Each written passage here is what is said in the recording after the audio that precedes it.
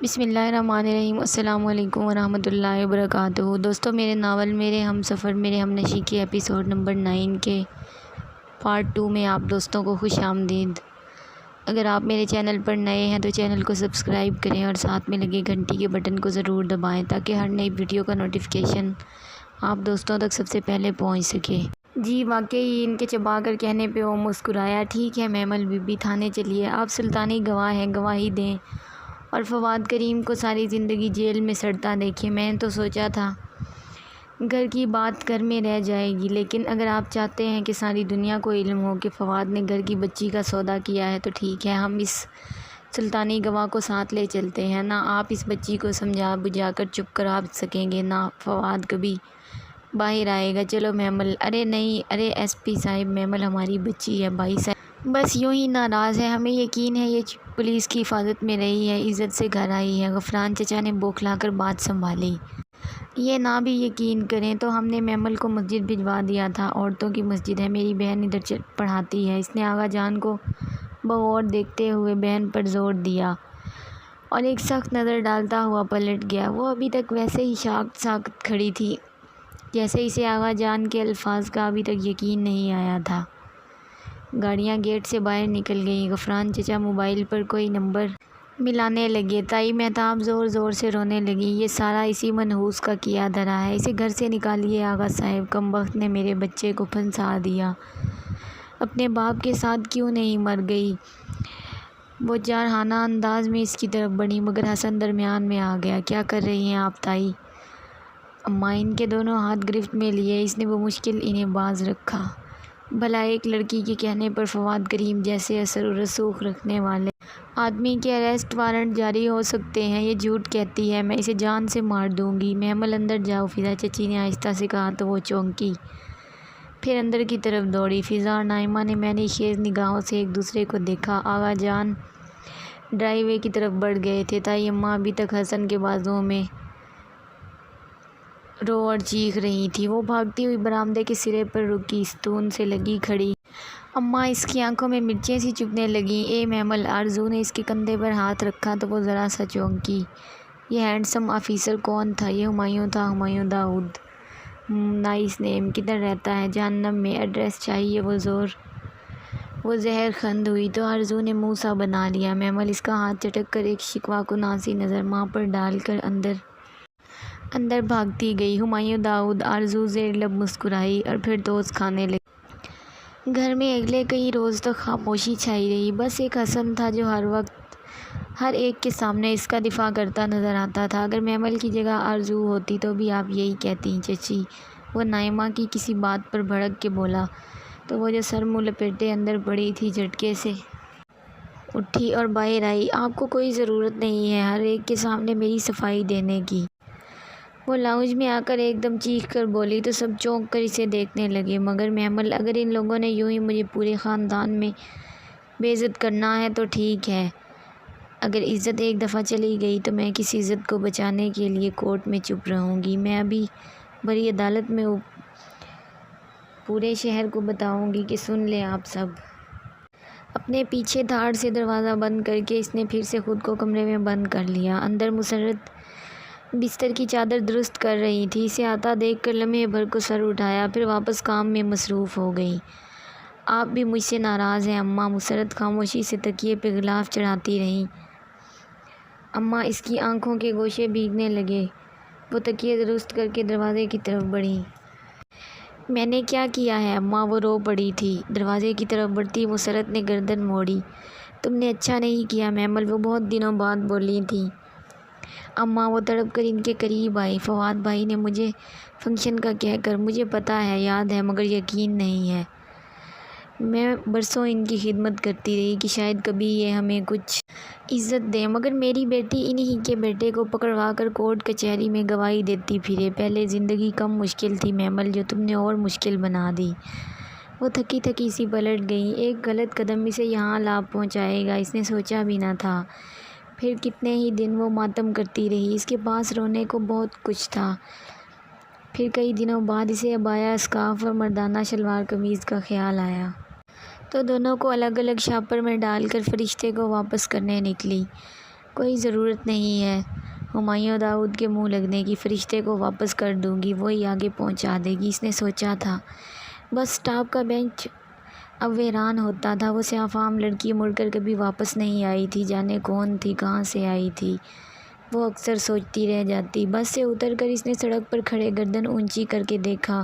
وہ دونوں عمارتیں ساتھ ساتھ تھیں۔ ہمایوں داؤد کا بنگلہ سبز بیلوں سے ڈھکا تھا اور ساتھ موجود سفید ستونوں والی عمارت کوئی انسٹیٹیوٹ تھا شاید۔ کوئی ضرورت نہیں ہے اس فضول انسان کا دروازہ کھٹکھٹانے کی، میں مسجد میں ہی چلی جاتی ہوں۔ مسجد کے سیاہ گیٹ کے سامنے آئی۔ گیٹ کا سیاہ لوہا چمک رہا تھا۔ اسے اس چمکتے لوہے میں اپنا عکس نظر آیا۔ بلو جینز کے اوپر گھٹنوں تک آتا کرتا، گردن سے لپٹا دوپٹہ، بھوری پونی ٹیل ماتھے پر بل ڈالے وہ اپنے مخصوص حلیے میں تھی۔ گیٹ کے اس طرف ایک بورڈ لگا تھا جس کو وہ پہلے نہ دیکھ سکی تھی۔ اس پر واضح لکھا تھا، مردوں کا داخلہ ممنوع ہے۔ ساتھ باوردی گارڈ بیٹھا تھا۔ اس نے گہری سانس لے کر اندر قدم رکھا۔ بڑا سا سرسبز قالین، سامنے سفید سنگ مرمر کا چمکتا برآمدہ، برآمدے کے کونے میں ریسیپشن ڈیسک کے پیچھے کھڑی لڑکی جو سیاہ عبایا کے اوپر سرمئی اسکارف میں ملبوس، فون کان سے لگائے محو گفتگو تھی۔ سامنے سے شلوار قمیض میں ملبوس ایک لڑکی چلی آ رہی تھی۔ اس نے انابی اسکارف لے رکھا تھا جیسے یونیفارم ہو۔ محمل کے قریب سے گزرتے ہوئے اس نے مسکرا کر السلام علیکم کہا۔ جی، وہ چونکی۔ وہ لڑکی مسکرا کر اس کے پاس سے گزرتی چلی گئی۔ ہیں، اس نے مجھے سلام کیوں کیا؟ کیا یہ مجھے جانتی ہے؟ وہ الجھ رہی تھی کہ ریسیپشن کی آواز السلام علیکم، کین آئی ہیلپ یو؟ جی، مجھے فرشتے سے ملنا ہے۔ وہ ڈیسک کے قریب آئی۔ فرشتے باجی کلاس میں ہوں گی، اندر کاریڈور میں، رائٹ فرسٹ ڈور۔ اچھا۔ اور ادھر ادھر دیکھتی سنگ مرمر کے فرش پر چلتی جا رہی تھی۔ مرتین سے مراد بنی اسرائیل میں ہونے والا وہ 2 مرتبہ کا فساد ہے۔ مفسر کے مطابق پہلی دفعہ سے مراد زکریا کا قتل، جبکہ دوسری دفعہ سے مراد عیسیٰ علیہ السلام کے قتل کی سازش مراد ہے۔ اس نے کھلے دروازے سے گردن اندر کی۔ سامنے بنے پلیٹ فارم پہ کرسی پہ وہ بیٹھی اپنے آگے میز پر کتاب کھولے مصروف سی پڑھا رہی تھی۔ اس کے سامنے قطار در قطار لڑکیاں کرسیوں پہ بیٹھی تھیں، انابی اسکارف میں لپٹے، بہت سے جھکے سر اور چلتے قلم۔ وہ واپس پلٹ گئی۔ برآمدے میں ریسیپشن ڈیسک کے سامنے دیوار سے لگے کاؤچ پہ بیٹھی کہ وقت کاٹنا اسے بہتر لگا۔ کتنی ہی دیر وہ ٹانگ پہ ٹانگ رکھے بیٹھی، پاؤں جلاتی، چنگم چباتے ہوئے تنقیدی نگاہوں سے ارد گرد گزرتی لڑکیوں کا جائزہ لیتی رہی۔ وہاں ایک منظم سی چہل پہل ہمہ وقت ہو رہی تھی، جیسے کوئی اور ہی دنیا میں تھی۔ یونیفارم میں ملبوس ادھر ادھر تیزی سے آتی جاتی لڑکیاں، وہاں ہر طرف لڑکیاں ہی لڑکیاں تھیں۔ اسٹوڈنٹس کی شلوار قمیض اور اوپر کسی رنگ کا اسکارف تھا، جبکہ تمام ٹیچرز اور آفیشلز کے سیاہ عبائے اور سرمئی اسکارف تھے۔ اس کی عبائے اور اسکارف لینے کا انداز بے حد نفیس تھا۔ بہت پر اعتماد، ایکٹیو اور مصروف سی لڑکیاں، جیسے وہ الگ سی دنیا لڑکیاں ہی چلا رہی تھی۔ کچھ تھا اس مسجد میں جو محمل کو کہیں اور نظر نہیں آیا۔ السلام علیکم، اگر آپ بور ہو رہی ہیں تو اس کا مطالعہ کر لیں۔ شیور، اس نے شانے اچکا کے اس ریسیپشنٹ کے ہاتھ سے وہ دبیز کتاب لے لی۔ چند صفحے پلٹتے ہی اسے وہ شام یاد آئی جب آغا جان نے اسے ٹیرس پہ اس سے وہ سیاہ جلد والا مصحف چھینا تھا۔ وہ قرآن کی سادہ ٹرانسلیشن تھی۔ وہ یوں ہی درمیان سے کھول کر پڑھنے لگی۔ اور اس نے ہی غنی کو اور مالدار بنایا ہے، اور وہی ہے جو ستارے کا رب ہے، اور بلا شبہ اس نے ہی پہلی قوم عاد کو ہلاک کیا، اور قوم سمود کو بھی۔ بلا شبہ یہ سب انتہائی ظالم و سرکش لوگ تھے، اور اسی نے پلٹا الٹی ہوئی بستیوں کو، پھر ان پر چھا گیا جو چھانا تھا۔ تو تم اپنے رب کی کون کون سی نعمتوں پہ جھگڑو گے؟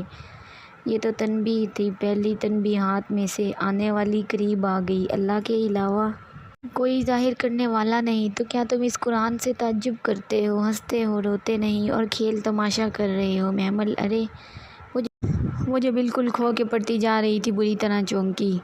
فرشتے سامنے کھڑی تھی۔ اس نے قرآن بند کیا اور میز پر رکھ کر کھڑی ہوئی۔ السلام علیکم، کیسی ہو؟ فرشتے اس کی گلے لگ کر الگ ہوئی اور اسے شانوں سے تھام کر مسکرا کر دیکھا۔ وہ محمل سے 2 انچ لمبی تھی، شفاف سفید چہرہ، سرمئی اسکارف میں مقید اور وہ کانچ سی بھوری آنکھیں۔ میں ٹھیک، آپ کیسی ہیں؟ الحمدللہ، اتنے دنوں بعد تمہیں دیکھ رہی ہوں، گھر میں سب ٹھیک ہے؟ جی، اس نے نگاہیں جھکائیں اور بہت سی نمی اپنے اندر اتاری۔ چلو کوئی بات نہیں، سب ٹھیک ہو جائے گا، آپ کی چیزیں تھیں میرے پاس، اس نے شاپر اوپر کیا۔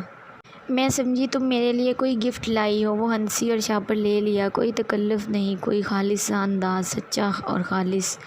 لیکن اگر تم یہ رکھنا چاہو تو۔ نہیں، میں یہ عبایا وغیرہ نہیں لیتی۔ نو پرابلم، بہت شکریہ۔ وہ خوش دلی سے مسکرائی تو محمل کو اچھا لگا۔ بہت مذہبی لوگ عموماً اتنے سنجیدہ اور سخت نظر آتے ہیں کہ جیسے ایک وہی نیک مومن ہو اور باقی سب گناہ گار کافر۔ اسے ایسے لوگوں سے شدید چڑ تھی جن کے سامنے اسے لگے کہ وہ بہت گناہ گار سمجھ رہا ہے۔ مگر فرشتے اور اس کی مسجد کی لڑکیاں اس روایتی امیج سے بہت مختلف تھیں۔ یہ ان کا ہے، اس نے دوسرا شاپر آگے کیا۔ ہمایوں کا؟ جی اچھا، ہمایوں کبھی شہر میں ہوتا ہے کبھی نہیں، میرا اس سے کانٹیکٹ نہیں رہتا، میں بھول بھی جاتی ہوں بہت۔ اگر تم یہ اس کے چوکیدار کو دے دو تو وہ پہنچا دے گا۔ فرشتے، انہوں نے آپ کو اپنی اور فواد بھائی کی ڈیل کے بارے میں بتایا تھا؟ ڈیل نہیں، وہ دراصل آغا فواد سے بہت تنگ تھا اور اسے اس کی گینگ کی کسی لڑکی کے ذریعے پکڑنا چاہتا تھا۔ وہ گینگ کی لڑکی کی توقع کر رہے تھے۔ تو آپ کو کیسے علم ہوا کہ ان کی کزن ہوں؟ تم نے خود بتایا تھا جب ہم پریئر ہال میں تہجد پڑھ رہے تھے۔ اوہ، کئی دن کی الجھن سلجھ گئی۔ میں تو گینگ کی لڑکی نہیں تھی، پھر انہوں نے فواد بھائی کو کیسے اریسٹ کر لیا؟ یہ تو تم ہمایوں سے پوچھنا، میری تو عرصے سے اس سے بات نہیں ہوئی۔ ٹھیک 2 بجنے کو ہیں فرشتے، میں پھر آؤں گی۔ اور وہ سوچ رہی تھی کہ اس کا ہمایوں سے زیادہ رابطہ نہیں رہتا، مگر اسے فواد کے کیس کی ہر بات معلوم تھی۔ عجیب بات تھی۔ اور میں دعا کروں گی کہ کبھی تم ہمارے ساتھ آ کر قرآن پڑھو۔ معلوم نہیں، شاید میں کچھ عرصے تک انگلینڈ چلی جاؤں۔ اوہو، فرشتے کے چہرے پر سایہ سا لہرایا۔ آپ مسجد میں قرآن پڑھاتی ہیں؟ ہاں، یہ دراصل ایک اسلامک اسکول ہے۔ میں چلتی ہوں۔ وہ اسے لان تک چھوڑنے آئی۔ تمہیں کبھی کسی نے اس کتاب کی طرف نہیں بلایا محمل؟ جاتے سمے اس نے پوچھا تو اس کے قدم رک گئے۔ یادوں کے پردے پر ایک سیاہ فام چہرہ لہرایا تھا۔ بلایا تھا، مگر میں نے دل کا انتخاب کیا اور میں خوش تھی، اس نے کہا تھا۔ یہ کتاب سحر کر دیتی ہے اور مجھے محصور ہونے سے ڈر لگتا ہے۔ کتاب سحر نہیں کرتی، پڑھنے والا خود سحر زدہ محسوس کرتا ہے۔ ان دونوں میں کیا فرق ہے؟ بہت سے لفظوں کو الگ الگ پرکھنا سیکھو، نہیں تو زندگی کی سمجھ نہیں آئے گی۔ فرشتے چلی گئی اور وہ شاپر اٹھائے خود کو گھسیٹتی ہوئی باہر نکلی۔ ساتھ والے گیٹ میں اندر جاتی گاڑی لمحے بھر کو رکی۔ شیشہ نیچے ہوا، سر پر کیپ اور وجیہہ، چہرے پر ڈارک گلاسز لگائے۔ اس نے اسے دیکھا جو گیٹ کے سامنے کھڑی تھی۔ وہ چوکیدار کو کچھ کہہ کر گاڑی زن سے اندر لے گیا۔ چوکیدار بھاگتا ہوا اس کے قریب آیا۔ صاحب کہہ رہے ہیں آپ کو اندر ڈرائنگ روم میں بٹھائیں، وہ آتے ہیں۔ تمہارے صاحب نے سوچا بھی کیسے کہ میں اس سے ملنے آئی ہوں؟ مائی فٹ، یہ پکڑو اور اپنے صاحب کے منہ پر مارنا۔ غصے سے اس کی آواز بلند ہونے لگی۔ سارا کیا دھرا اس شخص کا تھا، اسے اس پہ بے طرح غصہ آیا تھا۔ اس نے شاپر اسے تھمایا۔ اسی پل وہ کیپ ہاتھ میں لیے تیزی سے چلتا ہوا اس تک آیا۔ خان، گیٹ بند کر دو اور بدول سے کہو چائے پانی کا بندوبست کرے، مہمان ہیں، اور آپ پلیز اندر آ جائیں۔ شائستہ ہموار لہجہ، وہ کتن مختلف لگ رہا تھا۔ مجھے اندر آنے کا کوئی شوق نہیں ہے، لیکن آغا فواد کے باہر آنے کی خبر سننے کا ہوگا۔ وہ متذبذب سی سوچتی رہ گئی تو ہمایوں نے مسکراتے ہوئے راستہ چھوڑ دیا۔ دن کی روشنی میں اس کا لاؤنج اتنا ہی نفیس جتنا اس دن رات کو لگا تھا۔ اونچی دیوار گیر کھڑکیوں کے ہلکے پردے نفاست سے بندھے تھے۔ سنہری روشنی چھن کر اندر آ رہی تھی۔ کونوں میں نفاست سے لگے مغلیہ دور طرز کے سنہری گملوں میں لگے پودے بہت تر و تازہ لگ رہے تھے۔ بیٹھیے، وہ ہاتھ سے اشارہ کرتا سامنے صوفے پر بیٹھا۔ اس کے چہرے پہ کھڑکی سے روشنی سیدھی پڑ رہی تھی۔ تھینک یو، وہ ذرا تکلف سے بیٹھی۔ اس کا صوفہ اندھیرے میں تھا۔ ہمایوں کو اس کا وجود بھی اسی تاریکی کا حصہ لگا تھا۔ آپ نے جو بھی کہنا ہے ذرا جلدی کہیے۔ ڈر گئی ہیں؟ وہ ٹانگ پہ ٹانگ رکھے ٹیک لگائے مسکرایا۔ میں ڈرتی نہیں ہوں، بلکہ آپ کو بے حد ناقابل اعتبار سمجھتی ہوں۔ شوق سے سمجھے، مگر میں نے آپ کو اغوا نہیں کیا تھا۔ آپ کورٹ میں میرے خلاف بیان نہیں دے سکتی۔ آپ کو کس نے کہا کہ میں آپ کے خلاف بیان دے رہی ہوں؟ آپ کے تایا نے۔ محمل نے خاموشی سے اس کا چہرہ دیکھا۔ بات کچھ سمجھ میں آنے لگی تھی۔ وہ کہتے ہیں آپ کورٹ میں یہ بیان دیں گی کہ میں نے آپ کو حبس بے جا میں رکھا تھا۔ اور یقیناً وہ اس کے لیے آپ پر دباؤ ڈالیں گے۔ آپ کو کیوں لگا کہ انہیں مجھ پر دباؤ ڈالنا پڑے گا؟ وہ اب مطمئن سی ٹانگ پہ ٹانگ رکھے چلا رہی تھی، انداز میں ہلکا سا طنز تھا۔ ہمایوں ذرا چونک کر سیدھا ہوا۔ کیا مطلب؟ حبس بے جا میں تو آپ نے مجھے رکھا تھا ایس پی صاحب۔ مس میمل ابراہیم، اتنی آسانی سے اتنے بڑے بیان نہیں دیے جا سکتے، حالانکہ آپ جانتی ہیں کہ میں بے قصور ہوں۔ بے قصور؟ اگر آپ مجھے گھر جانے دیتے تو میں یوں بدنام نہ ہوتی۔ پہلے آپ بے ہوش ہوئیں، حالانکہ آپ اس وقت ایک اے ایس پی کی تحویل میں تھیں، ہمایوں داؤد کی نہیں۔ اور اگر آپ دیوار نہ پھلانگتیں تو میں رات میں ہی آپ کا بیان لے کر آپ کو اکیلے گھر چھوڑ آتا۔ مجھے کمرے میں بند کرتے وقت تو آپ نے کسی بیان کا ذکر نہیں کیا تھا۔ جاری ہے دوستو، اگر آپ کو میرا ناول پسند آئے تو اسے زیادہ سے زیادہ لائک اور شیئر کریں۔ دوستو، میرے پاس نیٹ ایشو کی وجہ سے میں آپ کے لیے زیادہ ایپیسوڈ اپلوڈ نہیں کر پا رہی ہوں، اس کے لیے میں آپ دوستوں سے بہت زیادہ معذرت خواہ ہوں۔ جیسے ہی نیٹ کا ایشو سولو ہوگا، آپ دوستوں کے لیے دن میں 3 ایپیسوڈ اپلوڈ کی جائیں۔ تعاون کا شکریہ۔